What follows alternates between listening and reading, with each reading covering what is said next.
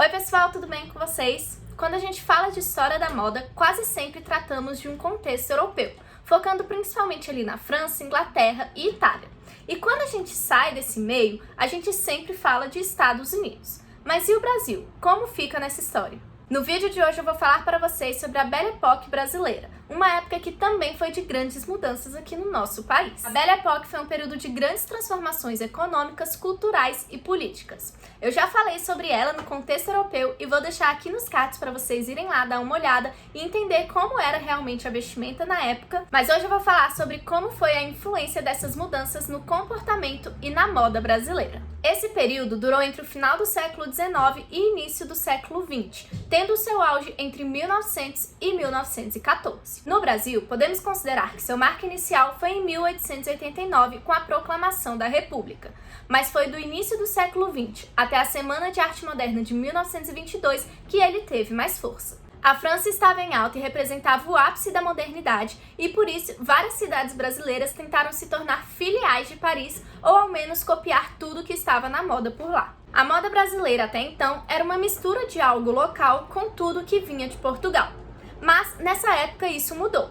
Tudo que era moda em Paris virava moda no Brasil. Ou você importava de Paris, ou você ia até Paris comprar, ou então se copiava mesmo de Paris. Uma cidade que abraçava todas as mudanças e influências francesas era o Rio de Janeiro, a então capital do país. A Belle Époque carioca foi realmente muito marcante e vimos ali uma sede pela urbanização muito rápida da cidade. Tivemos o alargamento de ruas, a construção da Avenida Central, a chegada de automóveis e do bondinho e uma tentativa de controle das doenças e do saneamento da cidade, que resultou na conhecida Revolta da Vacina. Essa grande onda de urbanização influenciou também a moda carioca feminina. Tivemos, por exemplo, o encurtamento da saia por conta dos altos degraus dos automóveis. A Confeitaria Colombo e a Rua do Ouvidor eram locais muito frequentados. Nessa rua tínhamos encontros literários e saraus e, claro, a Parque Royal, a grande magazine onde se encontrava tudo que estava na moda na época. Em contraste a tudo isso, com a abolição da escravidão,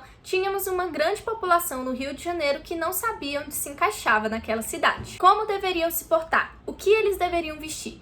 Como eles iriam se encaixar, sendo que sequer conseguiam um emprego? Outra cidade muito marcada por este período foi Belém, no Pará. No final do século XIX, essa era uma cidade chique e muito cobiçada para viver. O ciclo da borracha levou a Belle Époque para o norte do país. E além de receber vários imigrantes, atracavam muitos navios nos portos de Belém com várias mercadorias europeias. A cultura era algo muito forte na cidade, com várias exposições e espetáculos. Foi então que surgiu o famoso Teatro da Paz, que além de centro cultural, era um local para ser visto. Era ali que a elite de Belém desfilava sua riqueza. As mulheres com vestidos diretamente da França e os homens, mesmo no calor tropical, não abandonavam o sobretudo e as cartolas. Mas, por outro lado, fora dessa realidade, tínhamos os seringueiros, com seus facões, roupas simples e comida somente para a sobrevivência. A Grande São Paulo também viveu a sua versão da Belle Époque. A cidade na época era distribuidora de produtos importados, tínhamos os grandes barões do café e a indústria, inclusive a têxtil, era crescente. Neste período tivemos um certo incentivo ao ramo têxtil no Brasil.